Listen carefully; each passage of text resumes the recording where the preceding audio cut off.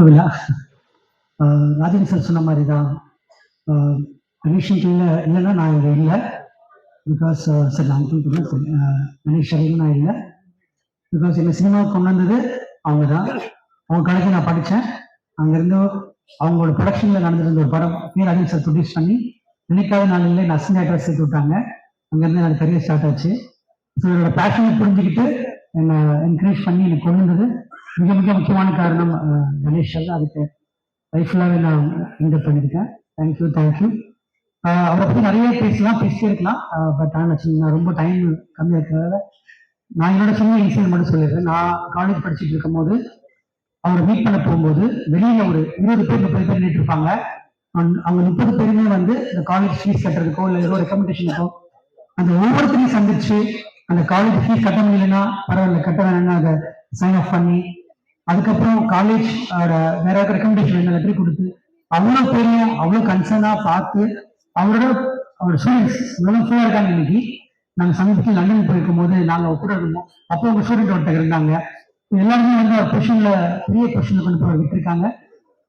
ரொம்ப ரொம்ப நன்றி. அதில் நானும் ஒருத்தனா இருக்கிறது ரொம்ப சந்தோஷப்படுறேன். பாலாஜி நண்பா, always proud of you. You do multiple things and always doing great. தேவிக்கு முன்னாடிலேருந்து இதயமாயிட்டிலேருந்து ஃப்ரெண்ட்ஷிப் ஆரம்பிச்சது அது தொடர்ந்துட்டே இருக்கு. பாலாஜி எப்பவுமே ரொம்ப பெருமையா இருக்கும். அவர் பண்ற பல விஷயங்கள் ரொம்ப நேர்த்தியாகவும் ரொம்ப அழகாகவும் ரொம்ப சின்சியராகவும் பண்ணிட்டே இருக்காரு. The heights what you gone today is very very proud. Thank you. Gokul sir, always big fan of your films. உங்களுக்கு பிடிச்சது மக்களுக்கு பிடிக்கும், மக்களுக்கு பிடிச்ச உங்களுக்கு பிடிக்கும். அந்த மாதிரி தான் படம். கண்டிப்பா இந்த படமும் உங்க வீட்டு வரிசையில் நிச்சயமா இருக்கும்.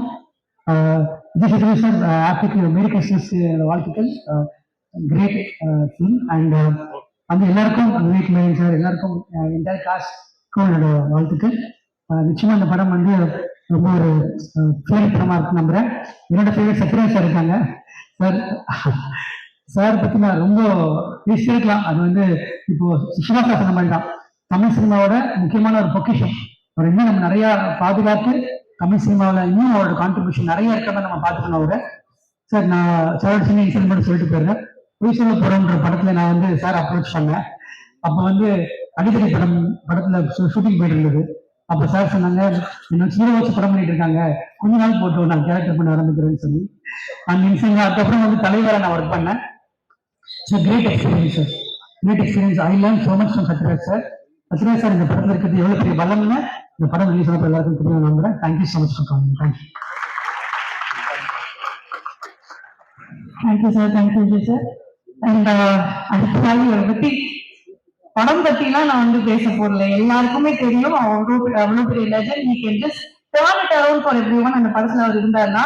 ஆனா ஒண்ணு மட்டும் சொல்றேன் சார், என்னைக்குமே பயங்கர ஸ்மார்ட் யூத். நீங்க வந்தாலே வந்து அந்த இடத்துல கலாய்க்கும் நக்கலுக்கும் ஹாப்பினஸ்க்கும் பஞ்சம் இருக்காது அப்படின்னா சத்யராஜ் சார் தான் சார்.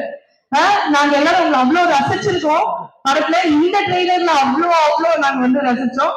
அவர் அந்த ஜீன்ஸ் அந்த ஓர் கொட்டி போட்டு அவர் நடந்து வரும்போது வேற மாதிரி இருந்தாரு. அண்ட் அவர் கிஷன் கிட்ட என்னப்பா நீ இப்படி பண்ணலாம் எப்படிப்பா அப்படின்ற மாதிரி பேசுறாரு சார். நீங்க வந்தீங்கன்னா ஃபீல்ட்ல நாங்க வேற யாருமே பார்க்க முடியாது சார். அந்த மாதிரி ஒரு பிரச்சனை சத்யராஜ் சார் அவங்க ஒரு சில வார்த்தைகள் பேசுறாங்க.